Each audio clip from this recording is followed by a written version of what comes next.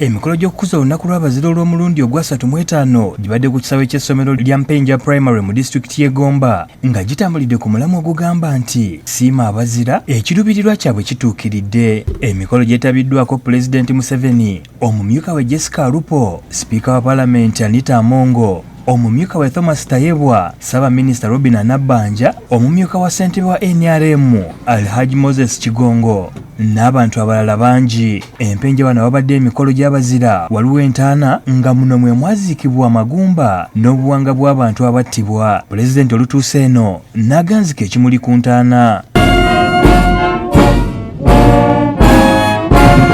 Pulezidenti Museveni mu kwogera kwe ategeeza nti mu ntaana Empenja wokka waziikibwawo abantu 205 nga battibwa mu bitundu eby'enjawulo olwo emirambo ne bagisuula ku kibira e Gomba.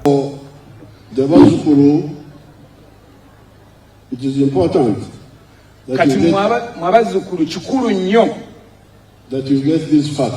onannyonnyodde nti okununula eggwanga baasanga okusoomoozebwa kw'abasawo b'ekinnansi abaabasawulanga ne batuuka okumukakasa nti niwakozesa emmundu emu ajja kuwangula olutalo, so nga n'ab'enzikiriza endala nabo baabayitanga ne babasabira. baasala enkoko n'agibuuka nadda eno ng'abuuka nkoko, nadda eno ng'era abuuka nkoko, n'obwokusatu ng'abuuka nkoko. Then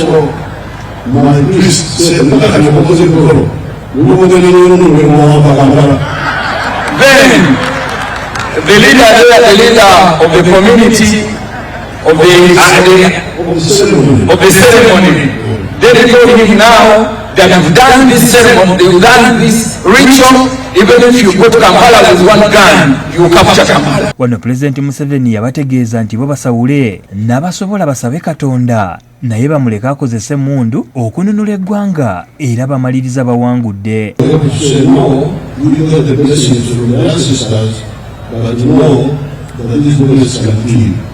Era bagamba nti tutegeerere mwebale nnyo bajjajja mubabuuzizzaako nabwe bajjajja tubaagala nnyo naye bajjajja mubagambe nti kati ebyamasasi babitulekere tulwane. Bw'ati awadde abaazirwanako omukisa okwejjukanya ebika by'emmundu bye baakozesanga mu lutalo era mu kunnyonnyola baliko ne basabye Pulezidenti Museveni okubawa era abasinga bibawadde. Twamala okuba Kiboga n'ampa SMG awo bankontaktinga Kasejjere n'enfuluma unity. Natangira ku sigani ezabe Libya. Ayigire mundu gye nasinga okumanya gye basooka okumpa enewe bagawe yali esaala bayonet nga y'amasasi 5. Ndi muvuzi wa takisi ekibaluwa era siina yange. Njagala takisi eyange ogingulire ekiseera takisi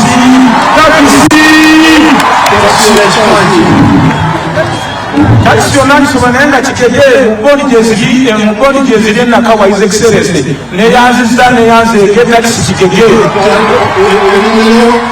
bareke saliimu nkolera ku kibulisiteeri. Pulezidenti era awadde omukisa abantu abateeka mu nkola by'asomesa mu kweggya mu bwavu nga bannyonnyodde nti kati obulamu bwakyuka. Ente natandikira ku nteemu n'entandikira ku mbuzi 2 naye muzeeyi kati nina embuzi 40. Pulezidenti ategeezezza nti okuviira ddala mu 1995 essira yaliteeka ku kusomesa abantu okweggya mu bwavu era n'abamenyera bye balina okulima n'okulunda okwenogera ensimbi.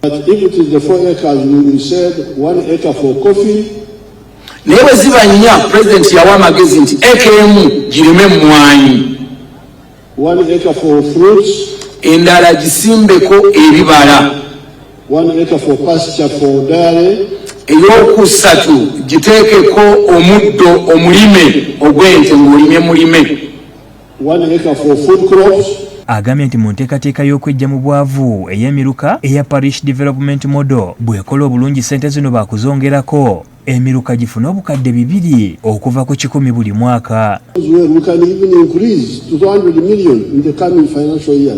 Ate Pulezidenti agamba nti bwemba nga mukoze bulungi enteekateeka NRM tukyaliwo tuyinza n'okwongerako ezirabbe 10 ne tutufuula 200 buli muruka. Abantu abeewola ssente z'emyoga nabo baweereddwa omukisa okunnyonnyola bwe bafunye mu nteekateeka eno. Naye kati obudde buno ku ssente z'emyoga nsobola okusuubula enkoko 40. Essente ez'emyoga nafuna obukadde 3 n'engulamu ennume 4 ez'ente. Ku nsonga y'okugobaganya ab'ebibanja ku ttaka, Pulezidenti ayongedde n'akkaatiriza nti teri nannyini ttaka akkirizibwa kutwala busuulu busukka mutwalo okuva ku w'ekibanja nga bwe bayisibwa mu Gomba, era wano ab'ebibanja mu Gomba bamubuulidde be babonaabona ne bannannyini ttaka. Bannannyini ttaka bagaana busuulu Excellency. Ate ne bamala ne basiba ebibanja by'abantu. Pulezidenti wano waasinzidde n'alagira bannannyini ttaka ababadde nga bajja basaba obusuulu obusukka mu mutwalo ogumu banoonyerezebweko era ssente ze baakajja ku bantu zibaddizibwe. The landlords who have been taking more money from the landlord must pay it back. And if they try to evict our people, we shall arrest them. Alagidde omuduumizi wa poliisi Abbas Byakagaba ateeke mu nkola eby'okussa abaserikale ku magombolola olwo bakwataganire wamu ne bassentebe b'ebyalo okulwanyisa obubbi bw'ebisolo obususse. N'obakubira essimu ng'oli mu kyalo ekimu mu ggombolola eyo. And they have got means of transport. Era nga balina engeri ezibasobozesa okutuuka mu kyalo ekyo. Why would you not be able to control crime? Ku mukolo guno abantu 475 baweereddwa ebyapa ku ttaka gavumenti lye yabagulira, bano nga babadde basuulirira kugoba ku ttaka kwe babadde. Era olwaleero omukolo gwe tuliko gwe gw'okulaba nti tukwasa families oba ba beneficiaries 475 ebyapa abatudde ku ttaka eryo ab'eggomba ekyo si kyamaanyi. Abantu ab'enjawulo 53 baweereddwa emidaali nga ku bana 21 babadde bakyala. Mu bafunye emidaali kuliko minisita omubeezi wa tekinologiya Joyce Nabosa Sebugwawo n'akulira ekitongole ekikesse mu poliisi Brigadier Christopher Damulira. Joseph Kinobe ne Robin Nantale bakusakidde eggulire lino ku Lwabukedde TV. Contributes to the development of Uganda.